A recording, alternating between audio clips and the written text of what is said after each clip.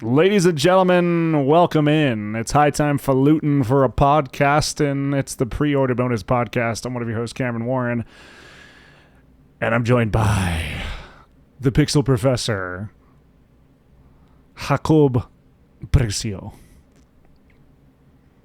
It's May 14th, 2026. Back to talk about video games. Jake, Forza Horizon 6 reviews drop today. It's another 10 out of 10.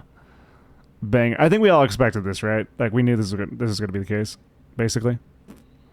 Yeah. I mean, basically, it seemed like I'll be honest, I think people have been fans of this franchise for a really long time, right? We're at entry number 6 here. And this is the Forza Horizon kind of offshoot of Forza.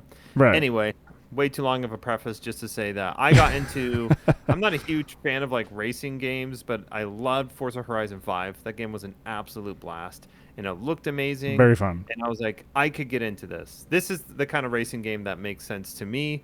I saw a trailer for Forza Horizon 6. I was like, cool, it's the same game and it takes place in Japan and they're probably going to add some things that are like specific to Japanese culture and locations. I was like, it's a winning formula. Why shift gears, pun intended. And it just kind of seems like I don't know if they've hit a stride because I haven't played anything before 5, obviously, but it just seems like they got something that works, and so they put out something that works, and now people are happy. Imagine that. Yeah, I mean, they got a formula, and apparently they nailed it again. Yeah, no shock there. I'm looking forward to this one. I mean, I don't think it's going to be like my main game or anything, but it'll be one that I probably dabble in and mess around in for at least a year, on and off. And yeah, they always have tons and tons of extra content and all sorts of fun stuff in there. And the Japan setting is super dope as well. Yeah. My son Drake is super excited about this because he is weirdly obsessed with Japan for kind of no reason whatsoever. Nice. Yeah, like literally no reason, has no connection to Japan, nothing. Like hasn't even really barely watched like the Studio Ghibli films. Nice. Barely sort of semi-adjacently into Pokemon. So I'm like, I don't understand the fascination, but I also kind of get it, right? So anyway, I told him when it was to Japan and he was like, whoa. Are you serious? So he's excited for it. Newfound respect for dad, dude. That's a win. Pocket that one. Milk that one. I know.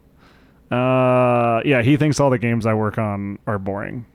PlayStation, except for Astrobot, of course. Astrobot does kind of rule. And even I work on games, but it's like adjacent, So yeah. Anyway, Jake, I don't know if you've heard of this game. The Last of Us 2. I didn't think you were going to... You didn't know where I was going. You didn't know where I was going. Curveball. I didn't know. Curveball. This happens. Cameron would be like, all right, Jake, I've got a test for you or something. And I'm like, all right. I'm like sitting here gearing up. Test failed. Preparing. I'm like, okay. Then it's The Last of Us 2. The Last of Us 2. Yeah. This is, I feel like not recently, we haven't been talking about The Last of Us 2 or The Last of Us like at all, right? We did get season 2 of the TV show, which I didn't watch. I watched season 1. I thought it was good. Season 2 I heard was mid. I did not watch it. But I opened this up because I got the definitive edition, quote unquote, for free when that came out because I owned the original game last year or year and a half ago or whatever. Anyways. And I had started a playthrough, like a second playthrough, because believe it or not, this is maybe one of the most like divisive games ever released, potentially. If you don't know why, major spoilers, but you definitely, if you listen to this podcast, you definitely probably know the whole deal and spiel with The Last of Us 2 and why it's so divisive. So I'm going to say that in the next 5 seconds. So if you want to play this game and you haven't, and it's in your backlog or whatever, skip ahead. So the whole thing where like Abby, who's the daughter of one of like the doctors that Joel kills in The Last of Us 1, Joel like murders this entire hospital of this group called the Fireflies, and then like one of that person's kids is Abby, who you actually play as in the second half of The Last of Us 2. Yeah. The whole thing, like the beginning of the game, she brutally murders Joel with a golf club, like smashes his face in. And it's like this whole anyway, the gamers hated it. I actually really like this video game. Okay. And I actually think the story, even though I don't love the story from a sense of like, I don't really love how the story makes me feel. And I don't necessarily, and I don't necessarily love like the kind of what maybe all the stuff that they do with the story. I do think it is extremely well executed, and I do think it is a really, really creative and fascinating way to tell the story the way that they did. I think they made some like really cool and interesting decisions. Jake, I know you've never played this and you never will. I actually own The Last of Us Part 2. This is why I'm looking at my phone if you're watching this on YouTube. You knew about the giant spoiler. I did not spoil that. Oh, no. This game has... Yeah. I have been fortunate. So, for example, I just started Horizon Zero Dawn, which has not been spoiled for me, surprisingly. But The Last of Us Part 2 was spoiled for me within, like, I don't know, 4 days. Yeah. I mean, it was spoiled for me as well. Like, I knew what happened in the beginning, and it did. Anyway. Yeah. So, this game... For some reason, on a whim, I was just sitting on my PlayStation and I was like bored, and I'm craving like that high production third person action. I'm basically in the Bond waiting room, as we've discussed. So I was like, I just opened this up, and dude, I gotta say, man, like the combat in this game is like really underrated. I think it's really good. It's like a fun mix of third person action, melee and shooter combat. It's like the Uncharted games, but maybe leveled up a little bit in terms of the combat mechanics. Yeah. So that's really fun. And then like it was kind of, I had forgotten a lot of kind of how maybe the story plays out, and so I don't know, dude. It's just been for whatever reason, it's kind of hooked me back in for a second playthrough. So I think I'm gonna play through it. I mean, at least until Bond comes out or Force is installed. So that's super random. I may be the only person on the planet that's like replaying that game at this current moment. I'm just laughing because that game has been resold and repackaged like 1,000 times. And the thing is, the remaster too, like the definitive edition, it literally does. I cannot tell any difference whatsoever. So nice. I mean, it's gorgeous, but the original game was gorgeous. So maybe, Cameron, you need a PS5 Pro, and then you could see the difference. Maybe I would appreciate it more with the PS5 Pro. This game is gorgeous. I will say that this game visually is still probably one of the best looking games ever made, probably still, for sure. And it also takes place in Seattle, which is cool. Honestly, that's my biggest draw in playing it. You would actually, so honestly, I think as a case study for this podcast, it could actually be a really fascinating episode of the show. I would be super, super interested in your perspective on this story and kind of the gameplay and the whole thing. I actually would be fascinated on your take on that game. And sound off in the Discord and the Patreon comments, YouTube comments, like thoughts on The Last of Us 2, hate it, love it, played it, didn't play it. I feel like a lot of our audience has probably never played it, to be honest. You can also pressure me into playing it, which means I'll play it in 2 years or something. Pressure Jake into play it. We have too many games coming out, though, so Jake, you're not going to get around to this one. No shit. I know. I keep eyeing the second half of games to be released in May. Yeah. I mean, the first half, we had like a giant indie week between like May 5th and May 12th or so. Actually, we can go all the way up to today, May 14th. Just real quick, I'll list off, like, let's see. Dead as Disco, Alabaster Dawn, Early Access, Mixtape, which we'll be talking about, Outbound, Call of the Elder Gods, and then, like, Tethergeist is another one that came out. Duck Side of the Moon came out. I don't know. There's like a ton of indies that just came out, and then I feel like there's a small breather, and then we got all these really big AAA games coming out. So, like, Forza Horizon 6, let's see. Yoshi and the Mysterious Book is coming out, We have Zero Parades for Dead Spies. Now, that's not a AAA game, but that is From the Shadow of Zaum. The people made Disco Elysium. That game is coming out on the 21st. Lego Batman Legacy of the Dark Knight is coming out. Obviously, as we've been talking about, 007 First Light is coming out on the 27th. And then, again, this is technically, I mean, it's another indie game, but Mina the Hollower is finally coming out. That's May 29th. Like, yeah, dude, this is a wild month. There's a lot of video games coming out the second half of May, for sure. Dude, I mean, today alone, we got Subnautica 2 in early access. Oh my gosh, I can't believe I forgot about that. Which is nuts. I think it hit 400,000 concurrent players. Here's the thing. Switching topics from Last of Us 2. I do think you should play it. Let us know. Bully Jake into playing The Last of Us 2 this summer during the dry months before the fall games hit. There's going to be a like 2-week period where Jake's not going to have much to do, and he'll be able to play this. And here's the good news, Jake. It's only like 15 to 20 hours, maybe 15. Okay, I just pulled up how long to beat. Nah, dude, they got average play time here being 23. I mean, if I'm playing this game, I'm playing on the easiest mode. Play on the easiest mode, story mode all the way. Yep, don't even worry about... I actually like playing on the super hard difficulties because I think the combat is super fun. But for you, easy mode for sure. Yeah, I'm thinking story mode mainline. That's how I would play Last of Us 2. That would be a good game to stream as well. Though not kid-friendly. I will say that. Not remotely kid-friendly. Not remotely kid-friendly. I'm thinking of one specific section. And, yeah. Nope. Well, actually, a couple. Anyway. Sorry, we were talking about... Everything that's coming out. Subnautica 2. Subnautica 2. Yeah. So, dude, Subnautica 2, we talked about this last week, I think. About that whole early access problem. Of, like, you play a game in early access and you kind of, like... do it, and then you're like, you did it, and then so then you're done. And they're saying, like, this game's basically still got, like, 2 more years to go.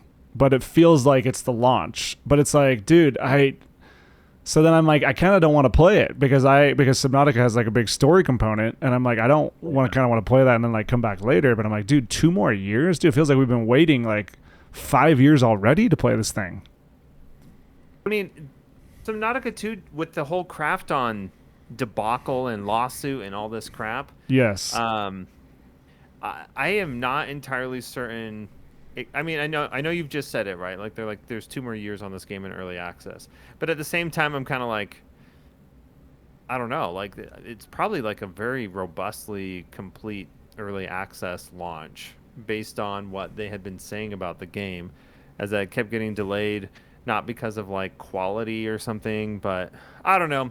That is a whole giant mess. I did end up downloading it though, and I'll probably pop in there because Subnautica, and we did an episode on this. This is one of our first episodes. I want to say probably in our first 50, we did an episode on Subnautica maybe. Subnautica's great.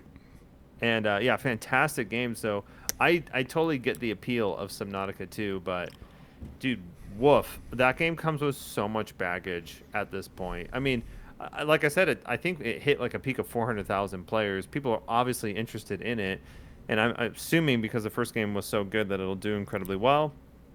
But it's just kind of a weird game to consider. It's a renowned survival crafting game, one of the most popular for sure. I think I'm just like, dude, I just want the full game. I don't want to play a half-baked game.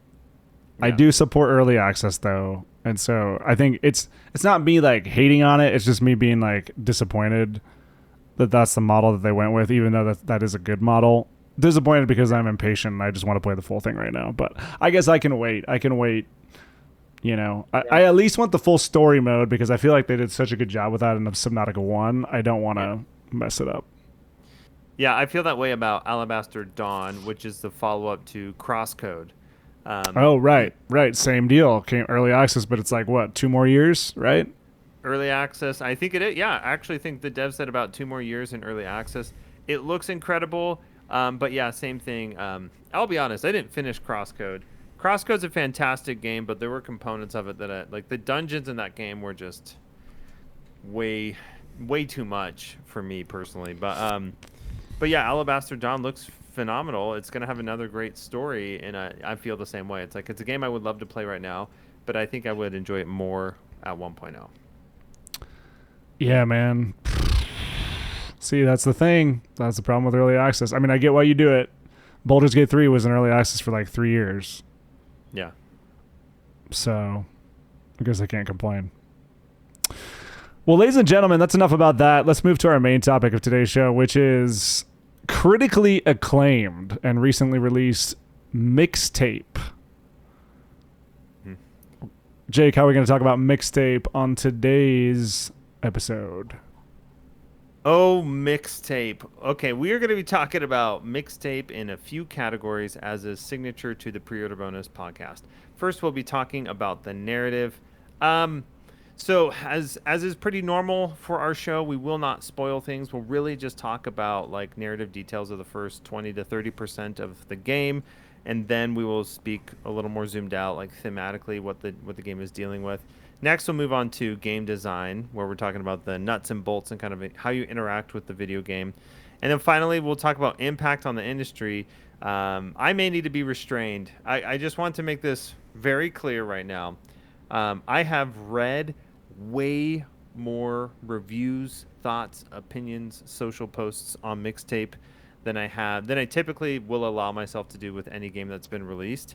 And so I'm going to keep myself reserved as much as I possibly can. But yeah, we'll be talking about impact in the industry because it seems like everybody in the industry has a strong opinion on Mixtape. Mixtape. This is a coming of age story in video game form. Takes place in the late 90s in a made-up Northern California town. It's 3 best friends who are having sort of their last high school hurrah, and then the game kind of walks you through some of the seminal moments like in their like high school lives, again taking place kind of in the late 90s. I'm a big fan of coming of age as a genre, like coming of age story. Love coming of age movies, especially like that 80s era where you have like a whole bunch of those like growing up, coming of age stories are all awesome. I will say right off the bat, these characters did not do anything for me. Whoa! Okay, let's hear it. I don't know why. I honestly really don't know why. Like I went into this like not with some crazy high expectations, just kind of like, and I was really, really excited for this. I don't know, dude. Something about I just didn't connect with the main characters. Not that I didn't like them or think that they weren't cool or like whatever. Mm-hmm. I just didn't connect with them. And I think for a coming of age story, it's essential that I be able to connect.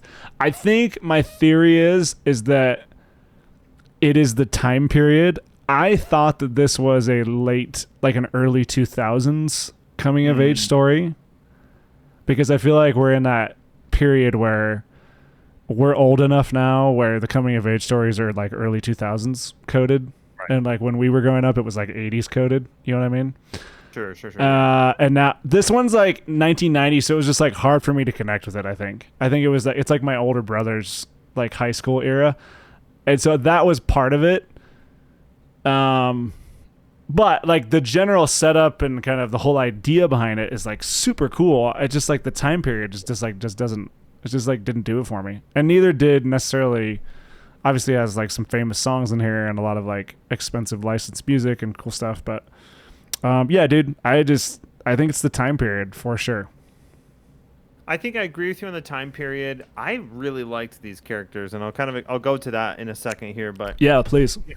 For the time period, right, it's really unusual because you read all of the descriptions of this game and it says it takes place like in the 90s, and that it's written quite vaguely, and I think in the game it is described quite vaguely. True. I was really surprised that most of the music references were much older than. In fact, I think one of the main songs, this is maybe a slight spoiler, is "Candy" by Iggy Pop, Um, and they do mention like Green Day at some point, Oh, but okay. the music by and large is 80s focused, or Right. earlier, which to me, it was interesting. So the main character is Stacy, right? Stacy is a I have Rockford, right? Stacy Rockford. Yep. Um, she reminded me of myself my freshman year of college. Just an absolute snobby music punk. There you go. You had that connection, bro. I think Yeah. that's so huge. You know what I mean? That's so huge for this one. It's huge. The thing that I mean when and this is the thing about coming of age stories is like when you want to like critically analyze like any piece of art, it is important to maintain yourself detached. So sorry, we're going to get into lecture mode here because this is what I tell my students all the time when they're Right. analyzing novels or poetry, whatever it is. And it's that there's a difference between analysis and meditation. In analysis, essentially, is you assessing the different formal details, poetic devices, narrative devices of a piece of art. And it is always about the art that you are analyzing.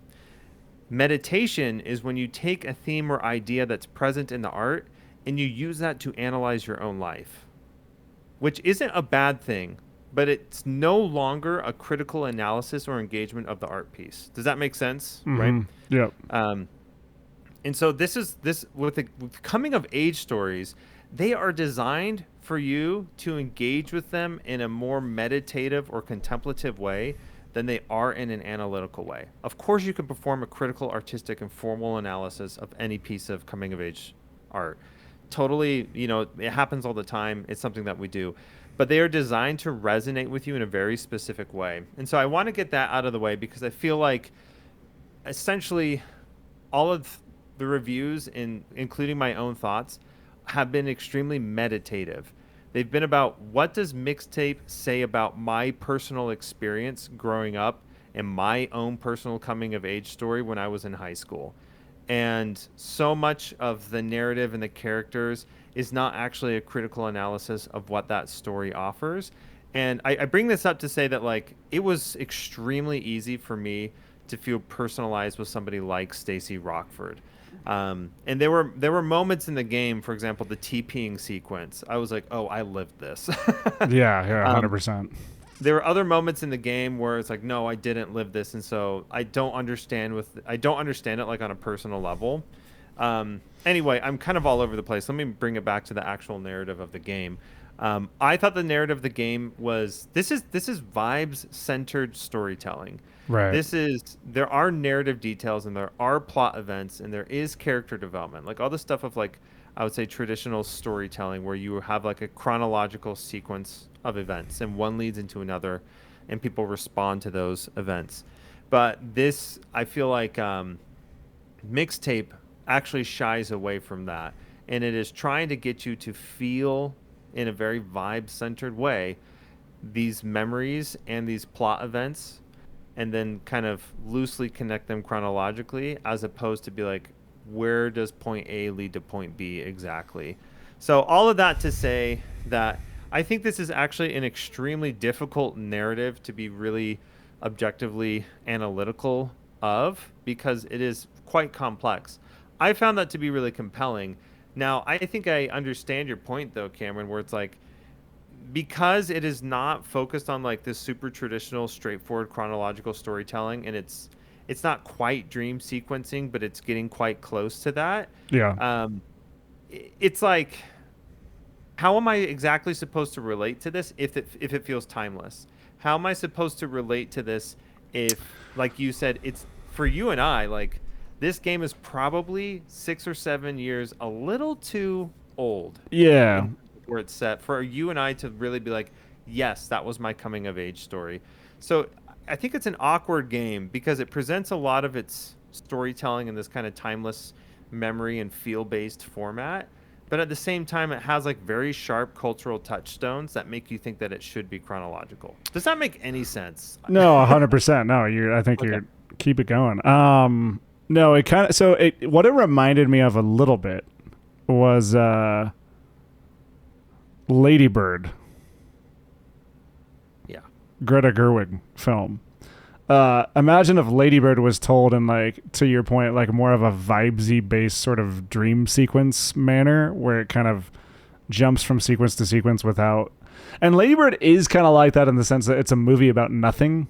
I don't know if there's like a word for this, Right. Jake, but just a movie about like a point in time in life that doesn't really necessarily have a plot. It's just like a camera on somebody experiencing like a moment in their life. That's basically what Ladybird is.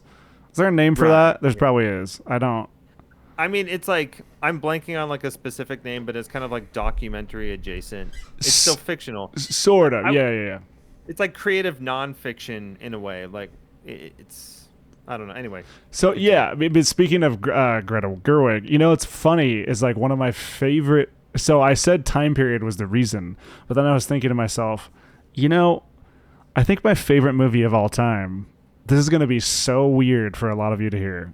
So this is maybe a little bit of a closet reveal about myself. I think my favorite movie of all time is the 2019 Little Women from Greta Gerwig. Okay. Literally my favorite movie. I that is obviously it's Little Women. It is definitely a coming of age story about like teenage girls in the 1800s that I for some reason just resonates with me. I mean, Even if though it hits, it hits, right? it is, I just don't. So I said that about like I just didn't like vibe with the time period or like understand the characters or whatever. But Little Women, it did. I don't know why. I can't really explain it to you on this, as we're talking on this podcast. But it was just something that made me think about like, man, how come that worked and this didn't? You obviously brought up like that you kind of really resonated with kind of the main character, which totally makes sense. My experience as a kid was obviously way different, though I did have a lot of the same journeys and things that happen, like the whole teepee thing, right? Like I obviously lived that as well. Right. So anyway, yeah, I think at the end of the day I just wanted it to do something more for me emotionally. I wanted to connect and I just didn't, and just sometimes that just happens. It just didn't connect. And I mean, I think that's okay too. I mean, I think something like Mixtape is asking you to feel the same way it feels, like in terms Yeah. of how it presents emotions and memories, right? You have to be. I feel like, man, Stacey Rockford to me is a character that is actually going to sit with me for a really long time. It's One, awesome. because I see myself quite a lot in Stacey, but Yep. also two, because Stacey is this highly regimented, routine-oriented person. And when sand gets in her gears, she doesn't know, she doesn't have skills because she's a teenager to kind of deal with, okay, well, what do we do if things don't go according to plan? How am I supposed to respond to that? And there are a few moments in here. There's this beautiful moment, which I won't talk about because it's kind of past the 30% mark or whatever. But there's this moment where she gets called out for being like, hey, maybe you're not being considerate of other people, and your kind of plan and routine here is something that you're prioritizing over other people and their feelings. Yeah. And to me, that was like this crux moment in her characterization specifically, where it's like, oh, shoot, like she has this highly detailed, sequence of what the last day together is supposed to be like. And it is, augmented. It's enhanced with the soundtrack that she has. Hence the title of the game, Mixtape. And she has to call audibles, and she's not good at that. And it reveals a really interesting insecurity, I think, about her specifically. Mm. So I think those moments are baked in there, but rather than I think the game like being really explicit in the characterization, because I think for a lot of people, and I think that this is very true, like you look at these characters, and this is what I saw in some critiques, is that they feel like just a bundle of catchphrases, which I think in some moments it feels that way. Like everyone's saying "cha," it was like, okay, dude, Yeah. maybe this was a little overdone, right? Yeah. Um, People really talked like in the 90s. I mean, some people overdid it, right? But like, Yeah. but I think it's just like if this game is going to have a really wonky or uneven attach rate to like if you can actually feel and empathize with these characters. And I think that's where a lot of like the criticisms of the narrative that I've seen have come from. They could not meditate or contemplate the same way, therefore they did not participate in critical analysis of what the narrative had to offer. Right. Now, I don't think this probably sounds like a really massive dunk, and I'm not the smartest person in the room, and I don't think I have a perfect interpretation of Mixtape. But I want to point that out just to say that like, if you did not gel with this game, if you did not vibe with this game, if you did not feel this game the same way that it kind of hopes that you will feel it, that's okay. This game I think is actually much more specific and narrow, in kind of what it's trying to accomplish. Totally. Totally. It doesn't need to. It definitely doesn't need to cater to everybody, nor even to me. But what I can do is I can admire. Again, I always like take a step back and go like, well, if it didn't resonate, like, was the execution there? And I think it absolutely executed incredibly well, like what it set out to try and do. What it set out to try and do wasn't for me, and that's fine. I can 100% respect it and analyze it critically from that standpoint. And I think it did a good job. I think that takes us into talking about design. And I think this is where like a big part of I guess not a big part of the controversy, but there is a certain controversy in games like this and the former game from the studio, The Artful Escape, which I did play quite a bit of. The Artful Escape is that it's not really a video game in the sense Wait, which that one? The Artful Escape or Mixtape? both of them. Okay. It's more a. Now, sorry, I should say this is one of the things that is being called. I'm not necessarily saying that myself. Hello? You there? You hear me? Hello?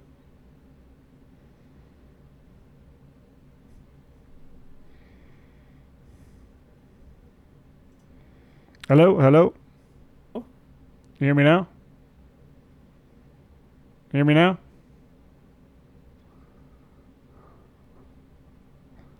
Internet? Good? I still see you. You hear me? Okay. Can you hear me now? Yeah. You hear me? Hello? Hello? Hello? Hello, hello, hello? I can hear you. Oh, I hear you. Can you hear me yeah, now? yeah. Yeah, I hear you.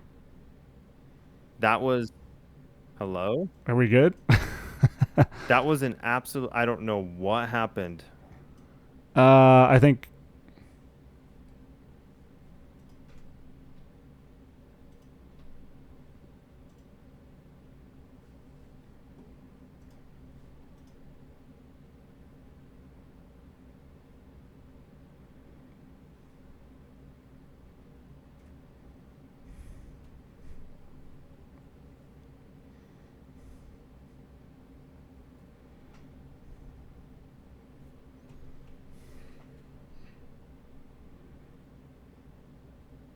You back?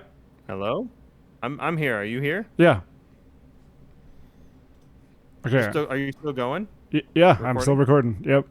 Okay, just transition us into game design, and I will have to sort through that. That was... Yeah, it was like weird. minute 30 around there. Yeah. Okay. Yeah, let's move into the game design. So there's not like a controversy around this, but this is one of those games that's like, I don't want to call it like a artistic walking simulator because it's not. That's kind of what the Artful Escape felt like to me, where there's not necessarily a ton of gameplay, but the gameplay is like not the point. The point is to make it like an interactive experience, which is totally fine. I guess to me, the question always comes down to like, how do we critically evaluate the design? Because the design, like, what is the design intended to do in this game? It's intended to enrich and enhance this coming of age story experience in a way that you can only do through video games. That's like my assessment of it, right? Was it successful in doing that?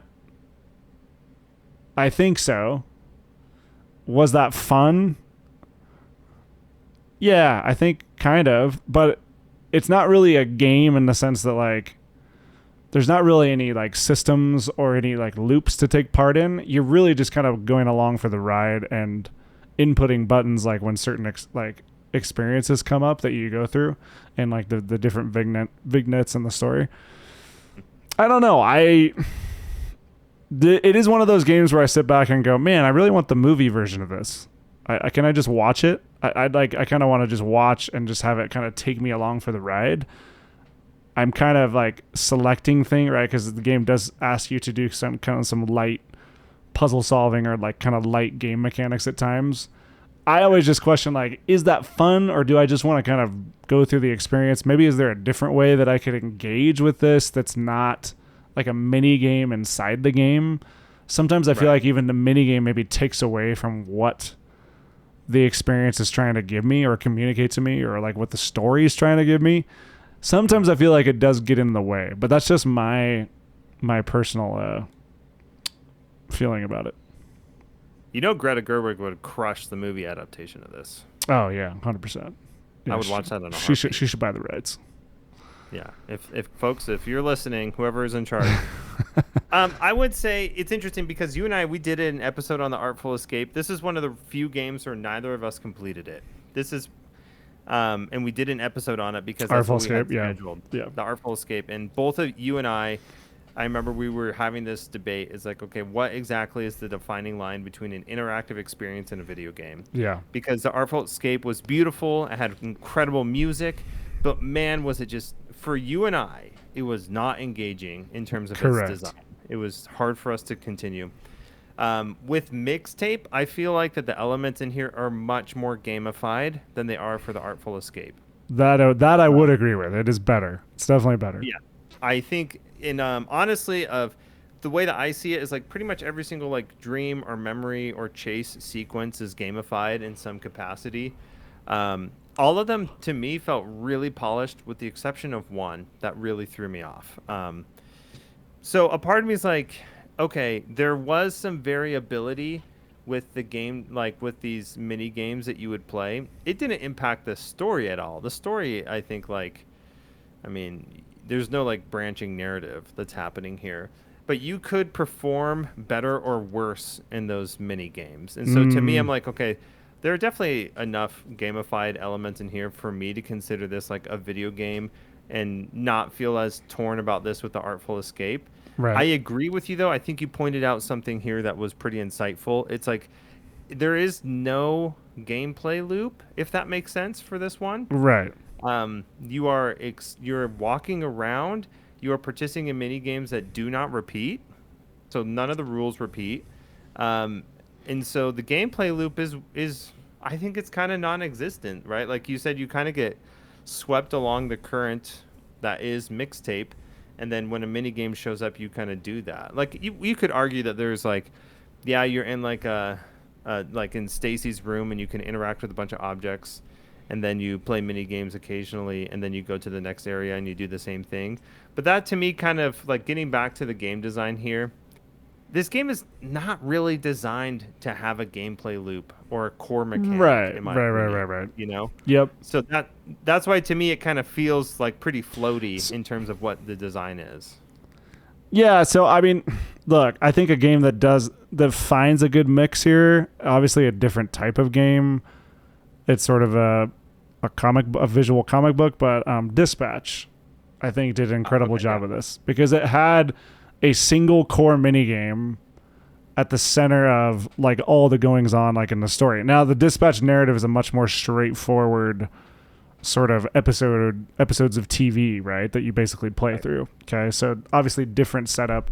This is much more dream sequence, vignette to vignette, like different kind of crazy things happening a little bit. Kind of jumping around, which again, it's fine. I just think for me, it just like, it didn't, I don't know. Is there a better way to do this? Would it be better to have one? I think the one idea I had was like, could you have some sort of like music production mini game like at the center of it, like crafting the mixtape, and then it's one thing, and then we kind of just see the story things that help us like put the mixtape together as we go. I don't know, something like that. I think that's just where I don't know. I just get a little bored. I'm like, I kind of want to just see the next story thing instead of playing a mini game that maybe is not that fun or kind of jumps around from thing to thing. I think that's kind of my takeaway from the gameplay components of this. I think you make an excellent contrast with Dispatch. And to be totally clear, listeners, I don't own Dispatch. I watched a few streams of it, but I actually stopped because at some point I do want to get around and play through that It's game myself. it's really good. Aaron Paul. Yeah, I mean, Apparently, he's a good I actor. I caught a don't know. lot of I caught a lot of early bits of that game, and I was like, dude, okay, yeah, I get the buzz, I get the hype. I just haven't found the time for it yet. But yeah, I think it's a really good contrast because like with Dispatch, we weren't having this conversation. Nobody was questioning whether or not Dispatch was a video game versus an interactive experience, right? Right. True. Yeah. You know, and I think that does beg the question: why with Mixtape are we having that conversation? I do think it comes down to game design, which to me kind of feels like that's already an answer. If a game has game design, then it's a video game. But like it's so different. It's a decentered game. Like I don't know. I was about to say decentered game loop, but I don't think it has a game loop, right? Really, No. it's just like a game design that is really spread out mechanically in how the game is asking you to engage with what it offers. So I don't know. A part of me is like, it's a collection of mini games, but it's not a party game. You know, What makes a video um, game a video game? I don't know. I the answer I always want to give to that question is game design. If it has game design, then it's a video game. Does this As have game opposed to, design, or is it just a bunch of playable vignettes with I no? think I think if you're using the word playable as opposed to interactive, Okay. that's kind of your defining feature there. Yeah. Sorry, a little tangent here, but a short film that I love to teach to students, oftentimes in some of my intro classes, the second to last unit is film, and then the last unit is video games. And then I teach this short film. It's called Son of Jaguar, as kind of the bridge between film and video games. So look that up, Mm. Son of Jaguar. It's free on you or not YouTube. On YouTube. What am I saying? It was there's a series of short films that were funded by Google to different filmmakers, and the goal is to try to make a 360 film. And what it was is you'd watch this YouTube video, and then you, as the viewer, would use your mouse to decide where the camera was looking as the video played. Ah, So interesting. they're highly unusual. They're actually really uncomfortable to watch because you have to be in charge of the camera. To me, a short film like Son of Jaguar, it's interactive because you don't have any playable gamified elements in it. I You see. literally, the only control you have is to move the camera around. And so I think about like art exhibits that have like interactive exhibits or whatever it is. Typically, we could define it mechanically, but it's not gamified design. Right. It's mostly like give me an input or give the piece of art an input and see what happens as opposed to actually engaging in something that's playing. Anyway, long tangent to say that I think the game design here is super funky though. It has gamified playable elements, but again, this game is so feels based. It certainly as opposed to something like Dispatch, right? It doesn't feel like you're playing a video game even if it's gamified, I think for a lot of players. I think what makes it cool though is that even if you don't like it, or maybe, it's missing that sort of core thing that I think I wanted from it. It is something that can only exist in video game form, I think, and that's Yeah. probably what makes it a video game in that sense. Yeah.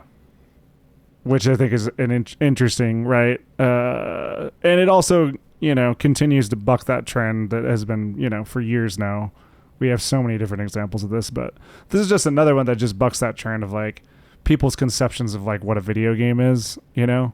I think this is a game. This is a video game that you could recommend to a huge swath of people that really never touch video games, and they would get something out of it for sure. I definitely agree with that, right? The way that you play it, I agree for sure. Trying to think if there's anything else with game design that I have in mind. Like I said, there's only one of the kind of the mini game sections that I was like scratching my head on. I was like, dude, I don't know why I can't figure this one out, or like why I'm performing so poorly. But a ton of them, again, some of these moments are just like exaggerated memories or like dream to the max. Like one of the early ones is like the shopping cart chase sequence Right. where you're like drafting and you're going on the freeway in the shopping cart. Well, it's like, of course this didn't actually happen, but it probably felt this way. Or like, it made me think about, and Cameron and I have some shared memories here where we were maybe running from people after we had done something stupid, 100%. right? And as I was playing through that sequence, I was like, oh yeah, I've done stupid like stuff like this before. 100%. So I understood. I felt that feeling pretty strongly. Let's talk about the impact on the industry. This is a game from Annapurna Interactive, pretty renowned, should I say, high-budget indie game studio? Is that a weird oxymoron? It's sorry, like publisher. Yeah. But yeah, I mean, this is like pretty high profile. I mean, there was a ton of ads for this, like all over the place. Yeah. Annapurna Interactive clearly sunk a ton of money into this. There's like crazy licensed music in this, expensive licensed music. Yeah. Very interesting, very creative projects. Probably wasn't that cheap. I mean, probably cheap, in comparison to like a AAA, but for an indie, probably not that cheap, especially with like the music stuff. And there's quite a bit of production, like really cool art direction and design, and how they kind of did the graphics and stuff. Yeah, dude, I don't know. I mean, I have no clue. I have zero sense of how a game like this does from a sales standpoint and from like and I don't even know that in the case of this game, if that really is the point. Is it the point? I mean, it kind of is to a certain extent, right? Or else Game Studio can't exist. Obviously, though, with the Artful Escape, it was enough for whatever, or however that studio is put together. So, yeah, clearly, if they have figured out a model where they can just make these artistic vision projects and continue to release them, I think that's incredible, and just keep doing it. And obviously, they did not need, because I don't think the Artful Escape was selling multiple millions of copies. So clearly, they're doing something. They're doing something right. I totally agree. It's been a while since we talked about this, but in terms of like financing, it makes me wonder, because Mixtape and the Artful Escape both launched on Game Pass. I'm like, okay, how much cash came from Xbox to get this thing here day one? And I don't think the Artful Escape wasn't nearly as high profile as Mixtape was. Mixtape, I feel like, got like some pretty big slots in terms of marketing. I know it got delayed. This game I felt like was incredibly polished, right? I was really surprised, and like pleasantly surprised, right, with like the production level on everything that you were doing. The kind of stop motion, low frame rate style I thought really worked for me, like in terms of character movement and what was going on. There's a lot of sequences that take place in forests, and I thought that those were really gorgeous. Night sky vistas. Like I felt like it had really high. It felt like it had a lot of money behind it for sure. I think you're right though. I don't think that this studio, let's see, it's Beethoven and Dinosaur. I don't think they're trying to make $1 billion. I think they're trying to break even so they can make the next cool thing, right? Correct. Yep. And this just feels like, I mean, you said that, but to me, that just feels like an extremely rare breed of studio at this point. Super rare, man. How, like who you talking, like how you doing this? SteamDB estimates they sold 75,000 copies, which probably paid salaries. 75,000 copies, and this is a $20 game. Just on PC. But then you also had a Game Pass deal. You also had console sales. So they probably they probably got enough to go by, right? To get by. Plus long tail, right? Because it'll be discounted and it'll be, it'll probably win some awards, and it'll like get sold again, right? So like, it's just like one of those unique ones where usually we talk about industry impact in the sense of like, is it going to change how games get made, or what's like the kind of the financial, the business side of it? I think with this one, it just doesn't really need it. It's not the point. Yeah, I would almost say that like other indie devs figure out what their secret sauce is, because they were able to. It's 5 years after the Artful Escape. It is. If you can work on your passion project for 5 years that literally caters to no one except your own interest, that's a pretty sick business model. If you That's can make an it, excellent business model. yeah, And it took me 3 hours to beat. Like, this was a short game. correct, yeah, So, yeah, I'm with you there. I'm like, how did they do it? I would love to know, and I think many, many indie studios would also like to know how they were able to do that. The other thought I had on impact on the industry, man, I just think people are going to be talking about how they talked about this game for a very long time. And it's, for me, I'm already starting to get exhausted of people talking about how they're talking about this game. Which is part of the reason why I wanted to do this episode tonight, because I was just like, let me get my 2 cents out there and then I can shut up forever. right. But yeah, I don't know. For me right now, looking at Mixtape, it's kind of just like, dude, is how we review and talk about video games absolutely borked? Like, do we need to like take it back to square one and be like, okay, how do we analyze a video game? And what are we doing here? It's funny because in our Discord, after Mixtape launched, a lot of people in our Discord were playing it, and that ended up being a huge conversation, which is like, well, what do you think are the best ways to review a video game? And I remember like logging in one morning and I was like, shoot, I got to catch up on like, 20 different things here. And then I imagine for some people, they're like, hey, there was, 50 plus notifications and people are going ham about how to review video games. I want this to be like this beautiful catalyst moment in which people are like very self-reflective about how they review a game and how they try to understand a video game on its own merits. Me, professor side of me is like, everybody, let's stop meditating about this game and let's start analyzing this game. But I think, unfortunately, Mixtape oftentimes will come up in conversation with, well, the discourse around that game was wild. And that's going to be it. And to me, that's kind of a letdown. Yeah, I mean, look, the gamer internet has an insatiable desire to understand if a game is successful or not, but I just think this is one of those games that like it just doesn't need to do much to be successful. It like already did enough, right? Yeah. Like it just does. It already did enough, so it's good. We can just leave it there. We're good. They're good. We're good.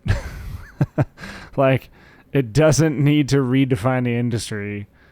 It does feel, unfortunately, that a lot of the games that we talk about, it feels like they need to be industry shattering in order to be successful, especially like the big AAA ones that we talk about on the show. Those ones, unfortunately, probably do to a certain extent. They probably need to be like earth shattering and industry shaking.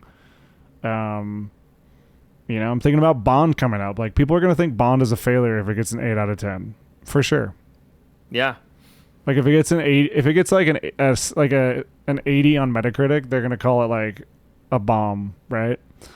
Now if it sells well, that's a different thing. It's a Bond game, so that alone, like, when's the last time we had a Bond game? No idea. The only problem is Bond is not hot right now. We haven't even announced the new Bond. This is a little off topic, but my point is like it's just a totally different world. So in this world, we can just be happy and have cool artistic stuff and just move on. Yeah. I know we're not talking about First Light. We're not talking about Bond. It does make me wonder, though, if the folks at IO Interactive had kind of expected, because I think it's Amazon that owns and makes Bond. I think they probably had expected another Bond movie to come out since, what was it, No Time to Die? Yeah, a released, like, announcement, right? I wonder, though, now, because there's intertwined... I don't know what the deal is with the video game rights and the movie rights, if Amazon owns all of that and they're working with IO, or if IO is working directly with Barbara Broccoli, who the Broccoli family that owns, like, the Bond... stuff. I don't know. Anyway, it makes me wonder though if they're actually going to use the game as a catalyst to announce a bunch of stuff. I mean, maybe. I think the last bit of news I heard about Bond movies is that they couldn't come up with, they couldn't resolve the plot event that Bond dies at the end of No Time to Die. They're like, we don't know how to like. What do you mean? Resolve that. You just Did you not see this article? You just restart. That's what they always do. That's what they always do. Oh my! I have to dig up this article So and send it to you. the I was newest. talking to- Go ahead. Go ahead. no, I was gonna say I was talking to Matt from now he's at GG Tribune, but previously editor at the Hard Drive about this. Who's a big Bond fan, and he was like livid. He was just like, "Why would you not just reboot it like you have every single time you get a Literally. new actor for James Bond? Literally. Like, why is this a question?" In fact, you know what I actually think would be the dope play that they should do is they should make it a throwback and go back to the 60s. Ooh. That's what I think they should do. Dude, get Cameron, Jay Warren or whatever, get this man in your Amazon studio. Like, I mean, think it, big budget, 60s is in right now. You know what I'm saying? 60s is kind of always in, You know what I mean? The latest Bond rumor I've heard is that Callum Turner is in the mix, who actually seems like a really good candidate of the ones that I've heard recently. Looking this guy up right now. Who is Oh, this British. guy. He plays a lot of Americans in most of the movies that he's in, so you can't really tell that he's British, but he is. But he is. This guy could do it. He looks American, right? He doesn't have like the British look. Does he need to look more I don't British? Knock a few teeth around and he'll be fine. Yeah, maybe like make some of his teeth not. Anyway, no. Yeah. Anyway, Ladies and Mixtape. gentlemen, off to Bond Mixtape. Yeah, this is a cool artistic experience. Again, like Jake said, 3 hours. It's on Game Pass. I mean, come on now. Go check this one out. At least check out, 45 minutes, an hour. Then just turn it off if you don't like it. But you might, like Jake, something might resonate with you. And it's resonated with a ton of people. So if it does, I think that's a big win. Yep, I agree. And with that, ladies and gentlemen, that's been our episode talking Mixtape on the Pre-Order Bonus Podcast. If you like the show, please leave a review on your podcast platform of choice. Helps people find the show. The more reviews that we have, the more we get up in those gaming podcast leaderboards. You can check us out on YouTube. We're back on YouTube, youtube.com. I don't even know the link. The link's in the description. It's Pre-Order Bonus Podcast. You'll find it. You can watch Jake stream. We're also on Twitch. Jake's really just on Twitch. Twitch.tv/ChipDib18. He's representing us on the Twitch streams. Go check him out. Link to that is also in the description. And if you want to support us directly, you can do that at patreon.com/preordercast. You can sign up for the deluxe edition of the podcast, which gets you extended editions of our regular episodes and special topics episodes once a month. We just dropped new ones, one for Absolum, and then a special topics talking survival crafting in 2026. You can get that, again, $5 a month, just one plan on the deluxe edition. Thank you so much for listening, and have a great night.